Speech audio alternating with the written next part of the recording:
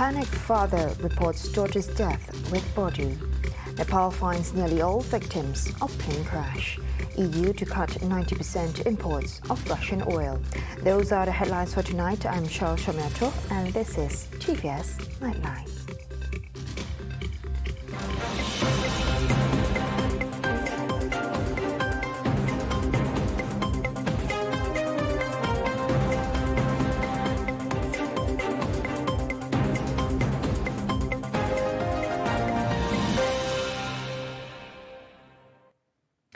It was a horrific sight at the Cebu Central Police Station on Monday as a panicked father brought his daughter's dead body to the station to report her death. Cebu District Police Chief Assistant Commissioner Zulkifli Suhaili has verified the incident as they had received a distress call at 11:10 a.m. Prior to the incident, the unnamed father found his daughter unconscious in their house located at Bawang Asan. The family then rushed her to a nearby clinic and upon examination had declared her dead. The clinic advised the family to report her passing to the police while they look after the body. However, the father refused and brought along his daughter's lifeless body to the police station. An investigation paper was opened further to scrutinize the case, and her death is currently classified as sudden death.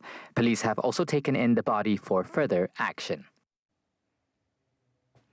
Nepal authorities on Monday, May 30, recovered or located the bodies of all but one of 22 people who were on board a plane that crashed into a Himalayan mountainside on Sunday. The government has formed a panel to investigate the incident. 2 Germans, 4 Indians and 16 Nepalese were on the de Havilland, Canada DHC-6300 twin otter aircraft, which crashed 15 minutes after taking off from the tourist town of Pokhara, 125 kilometers west of Kathmandu on Sunday, May 29 morning. Nepali soldiers and rescue workers had retrieved 20 bodies from the wreckage strewn across a steep slope at an altitude of around 14,500 feet. They were trying to recover another body they had seen. The government said it had set up a 5-member panel to determine the cause of the crash and suggest prevention measures for the future. The difficult terrain and poor weather have hampered the search parties. An image published in Nepali media showed uniformed rescue workers moving a body from the wreckage and using ropes to haul it onto a stretcher and up a steep, grassy ridge. In Kathmandu, the capital, relatives of victims waited for the bodies to be brought back from the crash site. Operated by privately owned Tara Air, the aircraft crashed in cloudy weather and the wreckage wasn't spotted until Monday morning by Nepal's army. The plane was headed to Jomsom, a popular tourist and pilgrimage site that lies about 80 kilometers northwest of Pokhara, usually a 20-minute flight. The European Union, or EU, has come in a united voice to cut 90% of oil imports from Russia. Ursula von der Leyen, the chief of the European Commission, said the 6th sanctions package against Russia is critical, so to put the ban into effect by the end of the year. Now left over is around about 10 or 11% that are covered by the southern Družba. And indeed, here we have agreed, this is for the moment being exempted. We have agreed to that the Council will revert to the topic as soon as possible in one way or the other. So this is a topic where we'll come back to and where we will still have to work on. But it is a big step forward, what we did today. She also added the deal would pave a path for other elements of the 6th package of EU sanctions on Russia to take effect, including cutting Russia's biggest bank from a messaging system while banning 3 more Russian state-owned broadcasters. So this is good that we now de-SWIFT the Sberbank. There is a ban on insurance and reinsurance of Russian ships by EU companies, a ban on providing Russian companies with a whole range of business services, and very important, the suspension of broadcasting in the European Union of 3 further Russian state outlets that were very typically spreading broadly the misinformation that we have witnessed over the last weeks and months. Earlier in 2022, the EU has rolled out 5 rounds of sanctions since Russia attacked Ukraine. The ban on Russia's oil, however, was met with some challenges, as many countries are highly dependent on the Russian crude.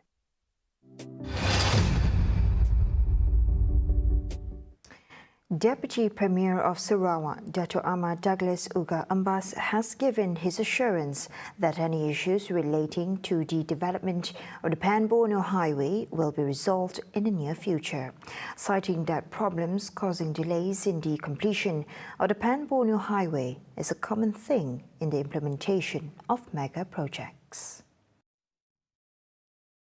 Semua projek memang ada masalah, tapi kalau kita nampak, if you drive from here to the other day I was going to Betong.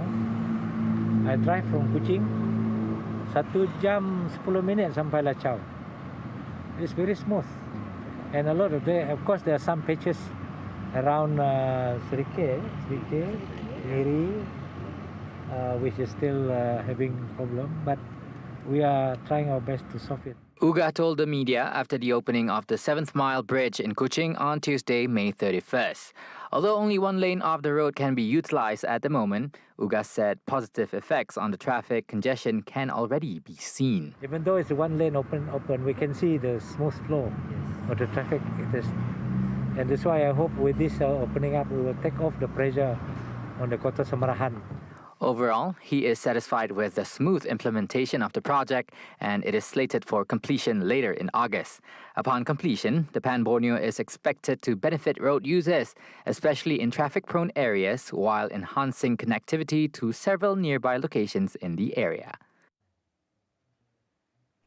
An agreement was reached to return a total of 4,615 hectares of native customary rights or NCR land to villages in Tinja. Deputy Minister of Public Health, Housing and Local Government, Dr. Pengwan Manggil said the dispute had continued on for over 20 years. Jadi saya mewakili kerajaan Sarawak ingin mengucapkan banyak terima kasih kepada IOI yang telah sudi mengembalikan tanah tersebut. Dan saya juga ingin mengucapkan banyak terima kasih kepada 8 komuniti yang terlibat, yang terdiri daripada kaum Penan, Kayan, Kenyah dan Berawan dan Iban, yang telah memberi kerjasama yang begitu padu walaupun kita telah memakan masa agak panjang. Pengwang, who is also the Marudi assemblyman, said with this agreement, other palm oil plantation companies would follow in the footsteps of IOI Group to avoid any more disagreement related to NCR lands. It's a win-win situation di mana IOI get what they want, at the same time orang tempatan pun mendapat kembali tanah mereka seperti yang dimohon selama ini. Jadi seperti yang saya nyatakan tadi, this is a landmark case, and I hope that other plantation owners di mana-mana jua di Sarawak ini akan mengikuti jejak langkah IOI. He said this during a signing ceremony between IOI Pelita Plantation and 8 communities in Tinjar. Meanwhile, IOI Pelita Plantation's consultant Carl Dagenhardt said he was relieved that a settlement had been reached with the 8 communities in Tinjar area. It makes it more complicated, definitely, longer as a process, but only then we can reach a win-win situation. We are not supposed to leave anyone behind. So all 8 communities had to come to that agreement, and they signed it today, so we are very happy about it. Head of the Iban community of Beluru district, Pemanca Enggah Muga, at the same time said the win-win situation not only benefits both parties, but economic activities can also be carried out smoothly. Inilah cara yang terbaik lah untuk kita win-win situation lah. Masyarakat pun mendapat kembalikan tanah dan company pun senang hati dapat memajukan bagian dia yang sudah disetujui lah.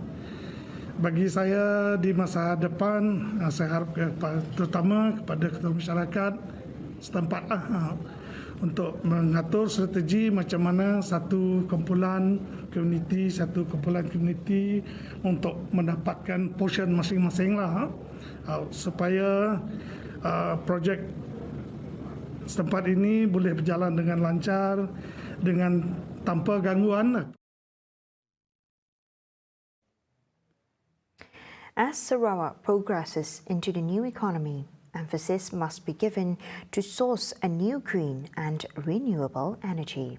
With that, Premier Sarawak Dr. Patinggi Tan Sri Abang Johari Tunapang has confirmed that research to produce biofuel from moss is currently in the planning phase and will enter its execution phase in the near future. The research will be carried out by a domestic corporation in collaboration with a renowned petroleum company and related agencies. This effort is to realize the government's aspiration of utilizing the Earth's resources as a contributor to the state's economy. Telah mengarahkan sudah SDC buat kajian bersama dengan Petronas, dengan AMIC ataupun Aviation Research Center, nak mengkaji mengeluarkan biofuel daripada lumah. InsyaAllah labnya dah ada dan dikirakan dapat dikeluarkan biofuel. Jadi kalau untuk dapat dia keluar, kita jadi pengeluaran minyak biofuel. Abang Johari added that Sarawak is rich with its moss resource, especially in the coastal area, and we must utilize this asset. This will indirectly increase the state's potential of becoming a major producer and exporter of biofuel in the global market. He stated that the research was listed as the state government's new agenda to strengthen economic procurement, as the state now focuses on carbon credits as a source of income to the state. Coming up after the break, Ministry of Health or MOH to launch an initiative to conduct the National Health Screening Test this coming July. And Australian Prime Minister Anthony Albanese revealed the first ministry of his new Labour government. Right here on TVS Nightline, stay tuned.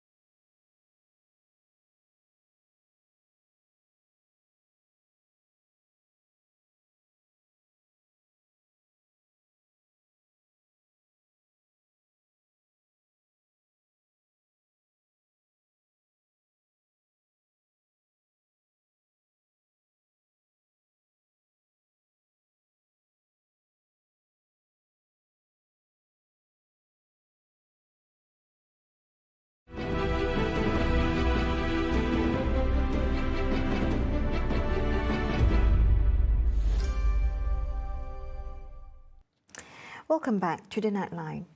Now on to some COVID-19 development. Over 1 million children, or 33% of those between 5 and 11 years in the country, have completed the vaccination under the National COVID-19 Immunization Program for Children as of yesterday. Based on the COVID Now website, 48.4% of the group have received at least one dose of the vaccine. Meanwhile, for adolescents aged between 12 and 17, 93.6% of those in the age group in the country have completed the COVID-19 vaccination. Yesterday, a total of 10,803 doses of the vaccine were dispensed, with 5,322 as first dose, 3,491 as second dose, and 1,990 as booster dose, bringing the cumulative number of vaccine doses administered under the National COVID-19 Immunization Program (PICK) to over 70 million. Meanwhile, according to the Health Ministry's GitHub portal, 4 deaths due to COVID-19 were recorded in the country yesterday, with 2 of the cases in Kedah and 1 each in Melaka and Negeri Sembilan. Meanwhile, the National COVID-19 Immunization Program for Children, or PICKITS, which was launched on February 3rd for children aged 5 to 11, has ended today. Deputy Health Minister Datuk Dr. Noor Azmi Ghazali said from tomorrow, June 1st to January 31st, 2023, the COVID-19 vaccine for children aged 5 to 11 on or after May 31st, 2022 will only be offered through health clinics, KK, and private clinics that still operate as vaccination centers. Recently, he was reported to have said that the Ministry of Health, MOH, did not intend to extend pickets as enough time has been given to parents to bring their children to get vaccinated for free. He said after this, if parents want to get the COVID-19 vaccine injection for their children, they would have to go to a private clinic for a certain fee.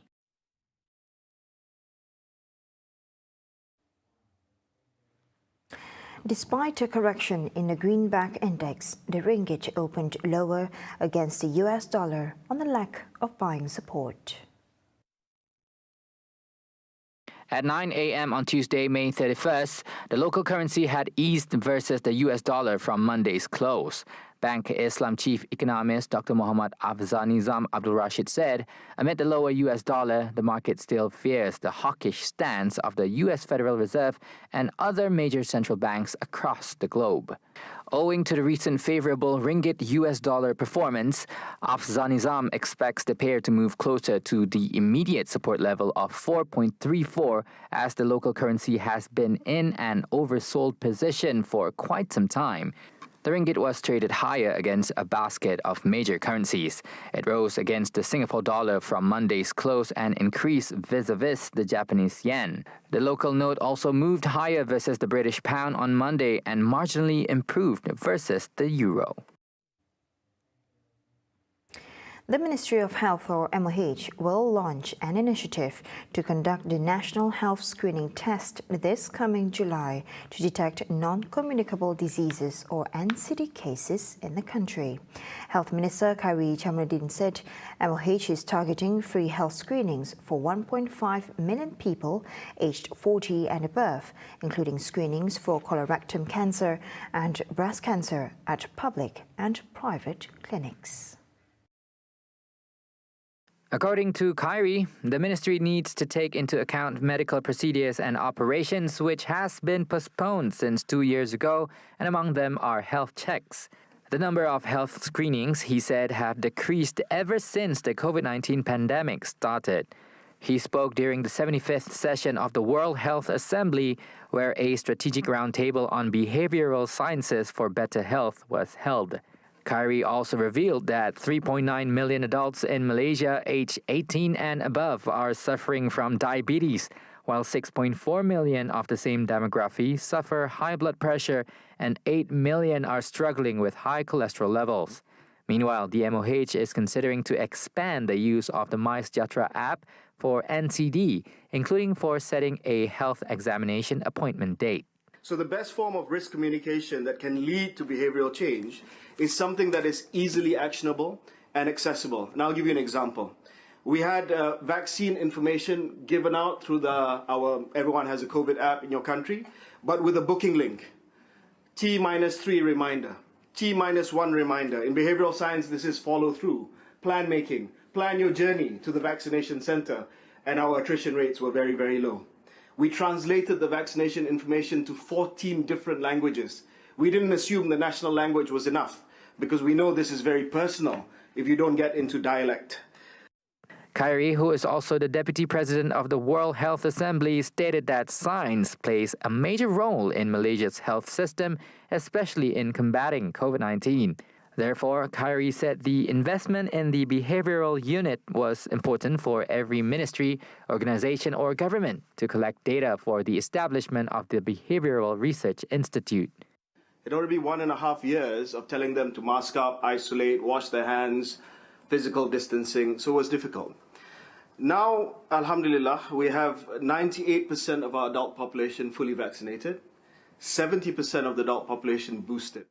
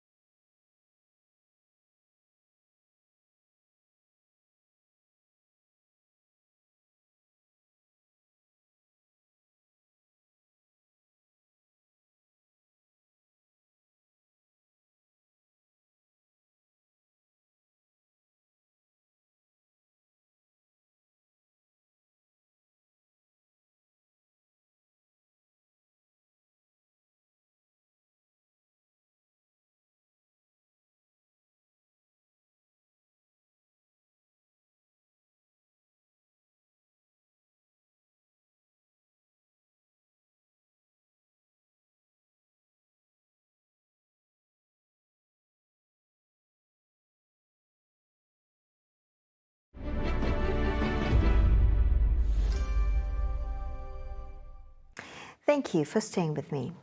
Australian Prime Minister Anthony Albanese on Tuesday revealed the first ministry of his new Labour government, featuring 13 women in the 30-member team.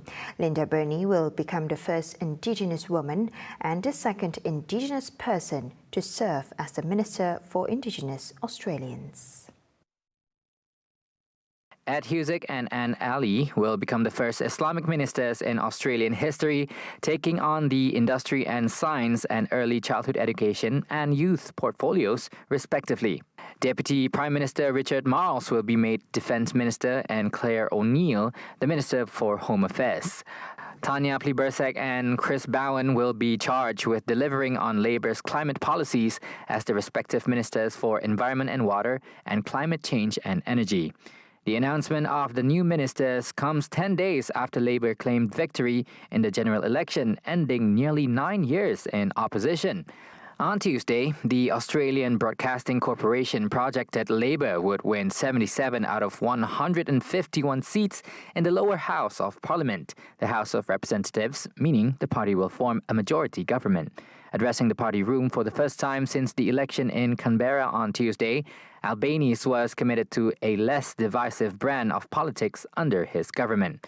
The new ministers will be sworn in at a ceremony at Government House on Wednesday. The United States will not be sending any rocket systems that can penetrate Russia. Its President Joe Biden said this to clarify reports that claimed his administration is preparing to send advanced long-range rocket systems to Kiev in the fight against Russia. We're not going to send to Ukraine rocket systems that can strike into Russia. There's a Constitution. I can't dictate this stuff. I can do the things I've done, and any executive action I can take, I'll continue to take. But I can't outlaw a weapon. I can't, change the background check. I can't do that. And, my whole career I've been doing it. This news might dampen Ukraine's request to acquire the Multiple Launch Rocket System, or MLRS, a weapon that can fire a barrage of rockets from miles away. However, based on reports by CNN and The Washington Post last Friday, Biden may be sending another type of weapon system known as the Mobility Artillery Rocket System, or HIMARS. Hence, it was not clear to which weapon system Biden was referring to in his remarks. The Gawai celebration is upon us, and tomorrow we have a variety of programs lined up just for you to enjoy, including a 2-hour Sejahtera Asia special featuring all of our bright hosts. Gas, Jonathan and Wan Alif will be broadcasting live from the studio with guest Lucille Ana Awan John, the owner of Punggol Borneo, and the director and cast of Missy Lulun, Igma Sarbini and Odin Sham. Meanwhile, Jessica, Sharon, Juzak and Alexan will be joining you live as well from the Sarawak Cultural Village. It's an episode you don't want to miss. 7:30 a.m. tomorrow only on TVS Astro Channel 122 and My Freeview. See the world closer with TVS as we bring you the latest news updates both locally and internationally. Just a click away by heading on to our website at www.tvstv.my or follow us on our social media platforms. That's all the time we have for TVS Nightline, and on behalf of TVS, have a joyous Gawai celebration. Gayu Guru, Gerai Nyamai. Here with me, Shosha Metro, and I'll see you next time. Have a good day. Selamat Hari Gawai, Gayu Guru, Gerai Nyamai. Oha! Selamat Hari Gawai. Oha! Selamat Hari Gawai. Happy Hari Gawai, selamat Hari Gawai.